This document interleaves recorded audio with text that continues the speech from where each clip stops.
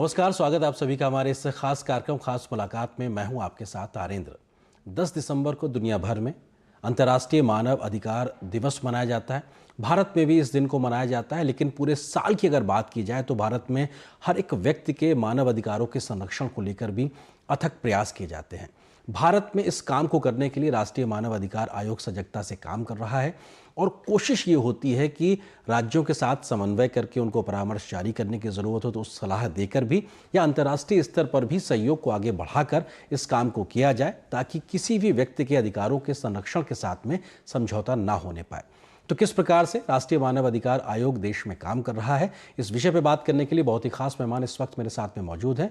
राष्ट्रीय मानव अधिकार आयोग के अध्यक्ष न्यायमूर्ति अरुण मिश्रा जी। सर, बहुत स्वागत है हमारे साथ जुड़ने के लिए। और सबसे पहला सवाल यही, क्योंकि अगर हम अंतर्राष्ट्रीय मानव अधिकार के सार्वभौम घोषणा के लिहाज से बात करें तो 75 वर्ष का समय हो गया। भारत में जो राष्ट्रीय मानव अधिकार आयोग के गठन की बात की जाए तो लगभग 3 दशक का समय पूरा हुआ। ये सफ़र कैसा रहा और किस तरीके से इस सफ़र की बड़ी उपलब्धियाँ रही हैं?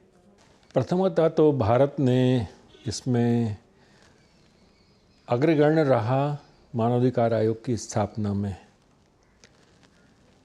और जो भारत में जो अधिनियम बनाया गया, बहुत ही सशक्त अधिनियम भारत के अंदर लागू किया गया।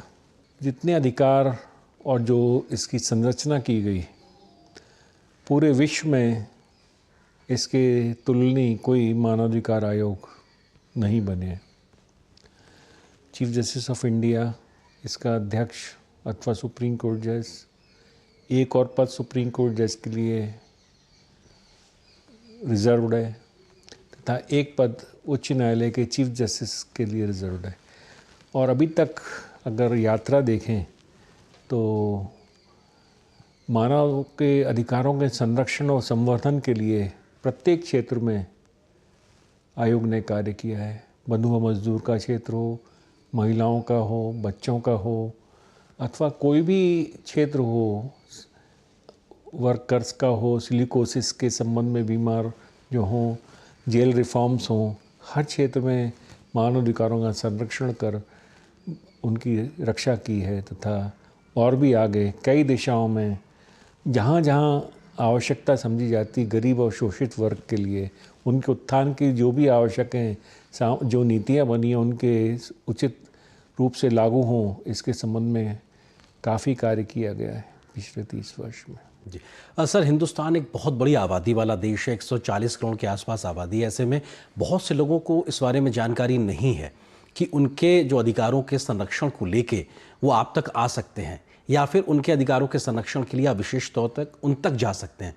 इस दिशा में किस प्रकार से बीता सफ़र रहा है और क्या कुछ बड़े काम रहे हैं? हमारे देश में काफ़ी बड़ी संख्या में 30 लाख के लगभग ऐसे केंद्र हैं जहाँ से कि कंप्लेंट्स को, शिकायतों को लॉन्च किया जा सकता है। और यह जो शिकायतें किसी एक अधिकार से संबंधित नहीं, जितने भी मानव अधिकार संभावित हैं, प्रत्येक प्रकार की शिकायत को सुनने का अधिकार आयोग को है। और हमारे यहाँ कोई फीस नहीं लगती है तथा कोई भी व्यक्ति स्वतः अथवा उसके अत्याचार देखते कोई भी व्यक्ति उसके ओर से शिकायत को दर्ज करा सकता है। हम स्वप्रेरणा से भी उसका संज्ञान लेते हैं। मीडिया के आधार पर जितनी कोई हमें पता लगता है किसी जगह कोई ऐसी घटना हुई है जिसका संज्ञान लेना आवश्यक है, तो हम उसका संज्ञान लेते हैं। और इस वर्ष पिछले 8 महीने में ही हमने 82 केसेस का स्वतः संज्ञान लिया है। तो उसमें सब प्रकार के केसेस हैं। तो इस प्रकार से हम कार्रवाई करते हैं और हमारा क्षेत्र काफ़ी विस्तृत है तथा इसके साथ साथ अवेयरनेस हमारा इन्वेस्टिगेशन विंग भी है, वो भी जांच करता है। इस प्रकार से हमारा जो एक रिसर्च विंग है, अनुसंधान हमारे यहाँ जारी रहता है, इन्वेस्टिगेशन विंग अलग है। तो इस प्रकार से हमारे यहाँ काफ़ी सक्षम तौर से हम लोग सम्यक तौर से किसी भी समस्या पर विचार कर निर्णय लेते हैं। कई को ग्रुप्स बने हुए हैं, स्पेशल रॉपोर्टियर्स हैं, मॉनिटर्स हैं, 30 के लगभग, अब 36 के लगभग हो गए हैं और विषय में और भी ऐड किए गए हैं हमारे यहाँ। तो फिर इस प्रकार से हमारे यहाँ काफ़ी सम्यक रूप से सारे देश में कार्य किया जा रहा है वर्तमान में, और काफ़ी त्वरित गति से हम कार्य करने का प्रयास कर रहे हैं। सर, व्यवहारिक तरीके से इस सफ़र में, राष्ट्रीय मानव अधिकार आयोग के सफ़र में देखा गया कि आयोग के पास में बहुत सीमित अधिकार हैं। आप नोटिस इशू कर सकते हैं संबंधित राज्य सरकारों को या संबंधित एजेंसीज़ को। क्या इसके आगे भी कुछ और प्रयास हो सकते हैं, या ये जो प्रयास है इसको लेकर कई बार एक बात कही जाती है कि क्या सच में आयोग के पास में अधिकार है? इसको लेकर आप किस तरह से देखते हैं? हमारे पास जो अधिकार है, इतने अधिक अधिकार हैं कि उनको हमें संभालना मुश्किल है।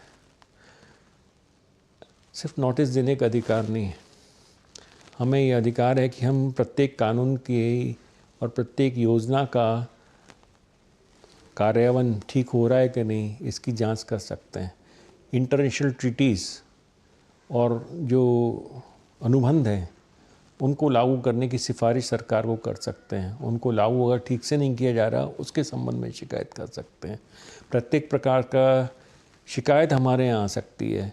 हमारे यहाँ रिसर्च विंग होगा, इन्वेस्टिगेशन विंग की पावर है, हमें सिविल कोर्ट की अधिकारिता दी गई है। हमारे यहाँ जो कंप्लेंट्स की, जिसमें अगर कोई व्यक्ति झूठ बोलता है तो उसको अगर कोई ऐसा साक्ष्य देता है जो झूठा है तो उसको उपयोग किया जा सकता है न्यायालयों में। तो हमारे यहाँ जो प्रक्रिया है और जो हम उसमें अनुशंसा करते हैं वो अधिकांशतः स्वीकार कर ली जाती है। कुछ ही ऐसे प्रकरण हैं जिसमें लोग न्यायालयों में जाकर उसको चैलेंज करते हों। अन्यथा हमारे यहाँ की जो शक्तियाँ हैं सिर्फ नोटिस देने भर की नहीं है।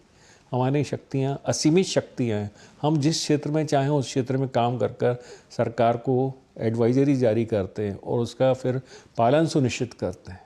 जी सर, सितंबर महीने में ही अभी हमने देखा कि एशिया प्रशांत क्षेत्र के जो मानवाधिकार संगठन हैं तमाम देशों के, उनका एक द्विवार्षिक सम्मेलन भी भारत की मेज़बानी में हुआ, सफल आयोजन हुआ। दिल्ली घोषणा पत्र की बात हमने देखी। क्या कुछ बड़े मसले थे जिस पे एक आपसी सहमति बनी? भारत के आयोग के माध्यम से क्या बड़े प्रयास किए गए जिसको लेकर उसकी सराहना हुई? वो उस बारे में आप क्या कुछ कहना चाहेंगे?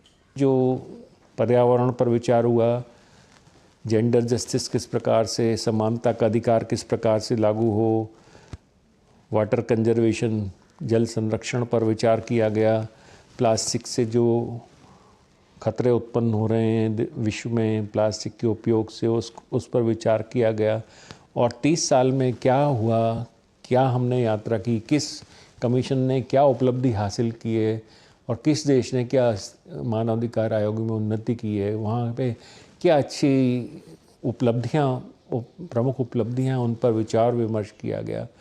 और इस वर्ष 75 वर्ष भी पूरे हो रहे हैं डिक्लेरेशन के, तो उस पर भी विचार विमर्श करके सब लोगों ने अपने अपने यहाँ की स्थिति बताई, अपनी समस्याएं बताई और उस पर समग्र विचार विमर्श कर कर एक डिक्लेरेशन जारी किया गया, जो उसी ध्वनि में जिस प्रकार से G20 की ध्वनि में एक डिक्लेरेशन जारी किया गया, वो सब चीज़ें उसमें समावेश की गई हैं, जिस दिशा में सारे ये आयोगों को विश्व में सारे देशों में जो आयोग है उनको प्रयास करना है अचीव करने के लिए। जी, एक सफल आयोजन के लिए निश्चित तौर से आयोग इसके लिए धन्यवाद का पात्र, क्योंकि बहुत बेहतर एक काम हुआ, इसको लेकर लगातार चर्चा भी हुई। लेकिन सर, देश के राष्ट्रीय आयोग को लेकर ग्रेडिंग को लेकर सवाल उठ रहा है, ये विषय क्या है और इस विषय को किस तरीके से समझने की ज़रूरत है कि आखिर ये ग्रेडिंग को लेकर बहस क्यों हो रही है? ये ग्रेडिंग की बात जहाँ तक समझें तो उनका मुख्य आक्षेप सिर्फ इसी पर है कि जो हमारे यहाँ अधिनियम बनाया हुआ है इसमें कुछ संशोधन की आवश्यकता है। अगर आप वस्तुतः पूरी यात्रा देखें तो जब से एक्रेडिटेशन शुरू हुआ 1993 से अभी तक 2017 तक इस प्रकार के आक्षेप कभी नहीं उठाए गए और ना ये कहा गया कि इस जो मेंबर्स की जो प्रक्रिया है नियुक्ति की उसमें संशोधन की आवश्यकता है, कभी आक्षेप नहीं उठा। और वस्तुतः ये आक्षेप सही तौर से कभी नहीं उठाया गया। 2017 में उन्होंने पहली बार कहा कि आवेदन बुलाकर नियुक्ति की जाना चाहिए, परंतु वो एक ऐसा विचार था जिसको कि स्वीकार नहीं किया जा सकता था, क्योंकि हमारे यहाँ चीफ जस्टिस ऑफ इंडिया या सुप्रीम कोर्ट का जज या चीफ जस्टिस किसी उच्च न्यायालय का कोई आवेदन देकर कोई नियुक्ति के लिए पूरे देश में चाहे कोई पद हो उसके लिए आवेदन नहीं देगा और ना ही ये उचित होगा कि वो आवेदन दे और अपना इस प्रकार से उसमें किसी भी पद के लिए अपनी एक गरिमा की रक्षा पे प्रथम करनी है। इस प्रकार से आवेदन देकर किसी प्रकार से कोई नियुक्ति स्वीकार नहीं करेगा इस प्रकार से। तो एक दूसरा उनका आक्षेप ये था कि जो हमारे यहाँ इन्वेस्टिगेशन विंग है, इसमें पुलिस के अधिकारी रहते हैं, ये स्वतंत्र अधिकारी नहीं है क्योंकि ये शासकीय सेवा में। तो इसके संबंध में वस्तुतः ये समझने में त्रुटि है। हमारे यहाँ का सिस्टम क्या है, हमारे डायरेक्टर जनरल ऑफ पुलिस, हमारे यहाँ पुलिस को रिफॉर्म करती आई है, और सेक्रेटरी जनरल पर उनकी एक आपत्ति की शासकीय अधिकारी आपके यहाँ नियुक्त होता है सेक्रेटरी जनरल की पोस्ट पे, तो कैसे आपकी स्वतंत्रता निर्धारित होती है? क्या ये आक्षेप 20 वर्ष में नहीं लिया जा सकता था? इसको प्रथमतः 2017 में लिया गया। हमारे यहाँ जो सेक्रेटरी जनरल है, सिर्फ ये हमारे प्रशासनिक विंग है, हमारे जितना बजट बड़ा आता है उसको देखता है, उससे अधिक शक्ति इसको ना तो कंप्लेंट हैंडलिंग में इंटरफियर करने की, और एक फ़ाइल नहीं उनके पास जाती है, न हमारी इन्वेस्टिगेशन विंग की एक फ़ाइल जाती है।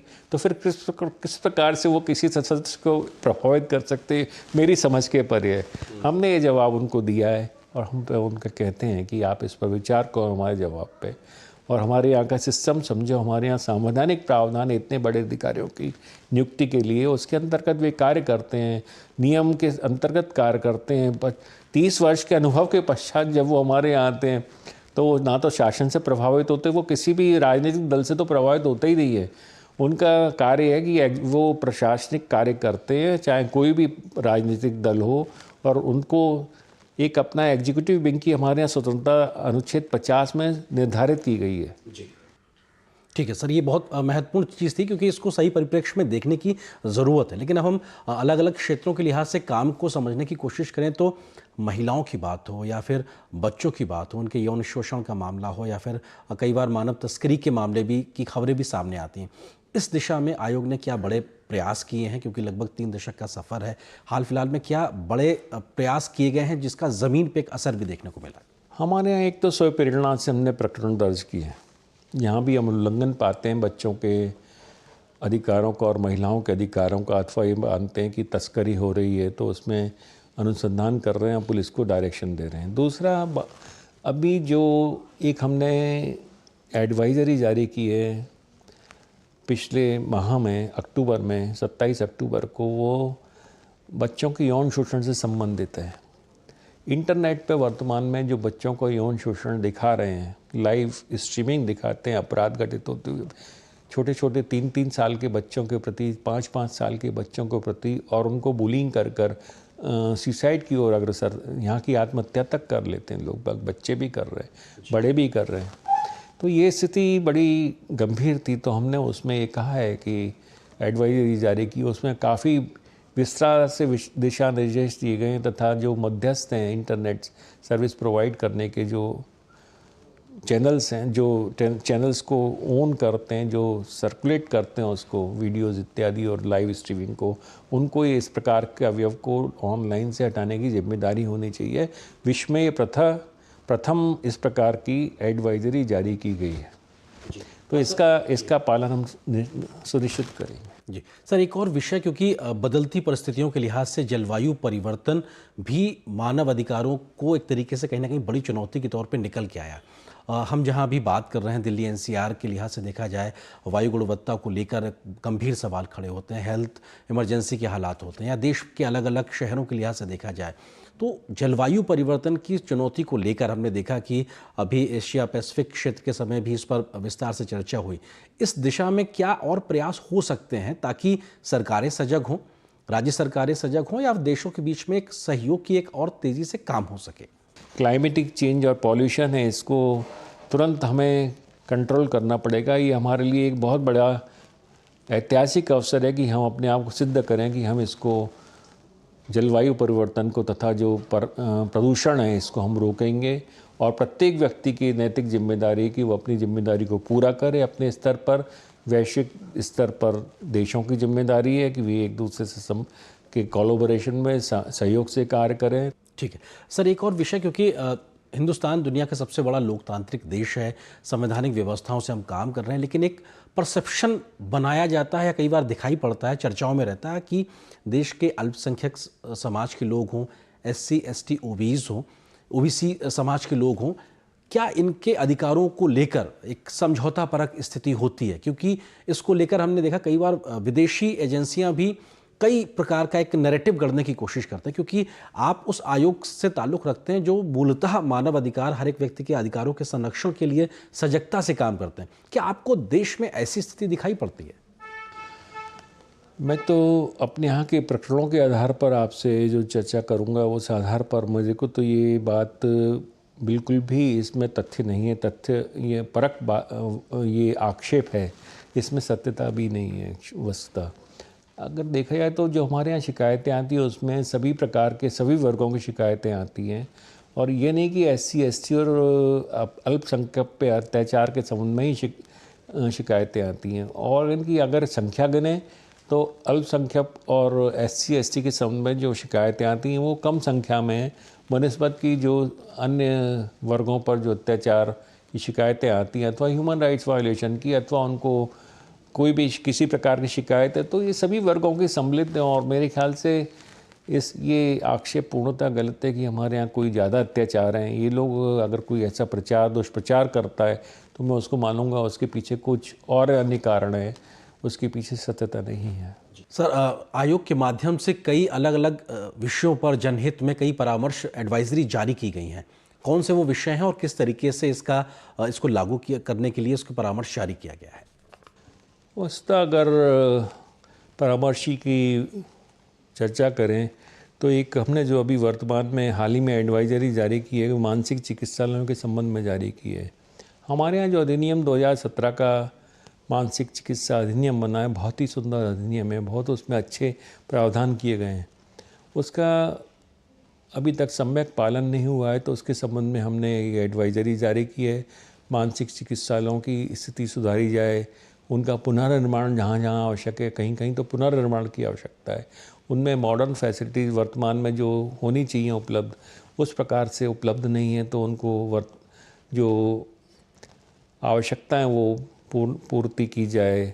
और कई जगह जो पेशेंट्स ठीक हो गए हैं वो इसलिए वहाँ रह रहे हैं मानसिक चिकित्सालय में क्योंकि उनके घर वाले उनको स्वीकार नहीं कर रहे हैं। इसके संबंध में धारा 19 में अधिनियम में प्रावधान किया गया है कि हाफ होम बनाए जाएं, तो उनको जिससे उसमें रखा जा सके, जिससे कि उनको बीमार लोगों के साथ नहीं रहना पड़े। परंतु ये इन सब चीज़ों का भी पालन नहीं हुआ है। इसी प्रकार से हमने ट्रक ड्राइवर्स के इंश्योरेंस के संबंध में एडवाइजरी जारी की है, उनकी स्वास्थ्य संबंधी देखभाल के लिए जारी की है। ट्रांसजेंडर पर्सन जो के संबंध में हमने एडवाइजरी जारी की है, उनको बच्चों के लिए उन जो ट्रांसजेंडर बच्चे हैं उनको पुत्री के समान पेंशनरी बेनिफिट्स इत्यादि जो प्राप्त करने के लिए पात्रता मिलना चाहिए। कृषि भूमि में उनको उत्तराधिकार का हक प्राप्त होना चाहिए और अन्य चीज़ें उसमें मेंशन की हैं, प्रोवाइड की गई हैं। तथा इसी प्रकार से जो अंधत्व निराकरण के लिए बच्चों का और जो हमारे जो श्रमिक हैं उनको अंधत्व कार्य तो हो जाता है, वो कार्य करते हैं जिस प्रकार का, तो उसके संबंध में एक परामर्शी जारी की है। जेलों में लोग कैदी सुसाइड कर लेते हैं, इसके संबंध में एक परामर्शी जारी की है कि उनकी मानसिक देखभाल की जाए तथा अगर उनको परिवार वालों से मिला जाए, अगर वो मानसिक तौर से परेशान है उनसे बात कराई जाए, परिवार वालों को बुलाया जाए। एक हमारे यहाँ एक समस्या ये है कि जो सेप्टिक टैंक में जो काम करते हैं सीवर लाइंस में, इनके काम करने वाले कर्मचारियों की मृत्यु उसमें जहरीली गैस से हो जाती है। तो इसके संबंध में हमने 2021 में एक एडवाइजरी 24 सितंबर को जारी की थी कि इनकी आंतरिक सफाई आवश्यक होना चाहिए और उनके वेलफेयर के संबंध में, उनको पुनर्वास के संबंध में, उनके बच्चों को अनुकंपा नियुक्ति देने के संबंध में निर्देश जारी की। जी सर, एक आखिरी सवाल, क्योंकि त्रिस्तरीय व्यवस्था हमारे यहाँ एक संवैधानिक तरीके से देश में चलती है, तो ग्राम पंचायत स्तर तक लोगों को सेंसिटाइज करना, संवेदनशील करना कि मानव अधिकारों के प्रति वहाँ पे भी काम करने वाले लोग जागरूक रहें। और दूसरा, अब आगे आयोग यहाँ से क्या कुछ और नई पहल के बारे में सोच रहा है कि हम क्या नया कर सकते हैं ताकि देश के हर नागरिक को और बेहतरी से जो उसके अधिकार है संरक्षण का एक हक मिल सके? अगर हम देखें हमारे यहाँ जो एक व्यवस्था है, संवैधानिक व्यवस्था है, तो पंचायतों को जो अधिकार दिए गए हैं, नगर निकायों को जो अधिकार दिए गए हैं, विवशता मानव की दिन प्रतिदिन की आवश्यकता से संबंधित अधिकार उनको प्रदान किए गए हैं और उन अधिकारों का सम्यक कार्रवाई, उस पर त्वरित कार्रवाई करें, उनका पालन किया जाए, ये अति आवश्यक है पंचायतों को तथा नगरीय निकायों को। उस स्तर तक हमें जो उनको जागृति उत्पन्न करने के लिए काफ़ी अधिक प्रयासरत हैं। नेहरू युवा केंद्र के द्वारा हमारे कार्यक्रम चलाए जा रहे हैं। हम पूरे देश में कई कार्यक्रम आयोजित कर रहे हैं, अवेयरनेस के कार्यक्रम आयोजित कर रहे हैं, इंटर्नशिप कोर्स चला रहे हैं तथा ये प्रयास कर रहे हैं कि उन तक इंटरनेट के माध्यम से पहुंचा जा सके पंचायत लेवल पर तक तथा उनकी समस्याओं को सुनकर निराकरण किया जाए। और जहां अभी हमने एक प्रकरण में आदेशित किया है कि जहां जिन गाँव में अथवा दूर दराज के क्षेत्रों में जहाँ शिक्षकों की सम्यक व्यवस्था नहीं हो पा रही है, वहाँ हाइब्रिड एजुकेशन का प्रयास किया जाए, जिससे कि लोग शिक्षा के अधिकार से वंचित ना रहें।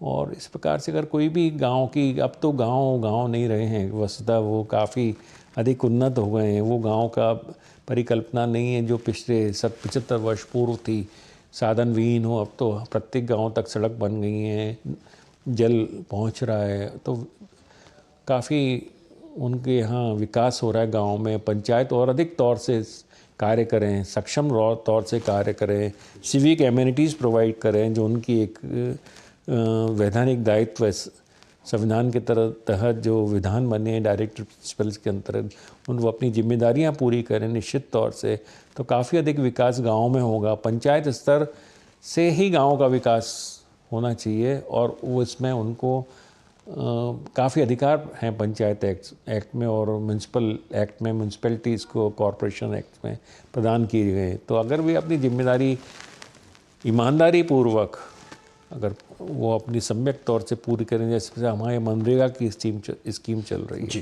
केंद्र शासन के द्वारा, इससे ये क्रांति आई है, हर जगह काम हो रहा है। इसका सदुपयोग हो, इसको और अधिक विकास इससे किया जा सके, ऐसा प्रयास पंचायतों को और करना आवश्यक है। सर बहुत शुक्रिया अपना कीमती वक्त हमारे साथ साझा करने के लिए और बहुत शुभकामनाएं।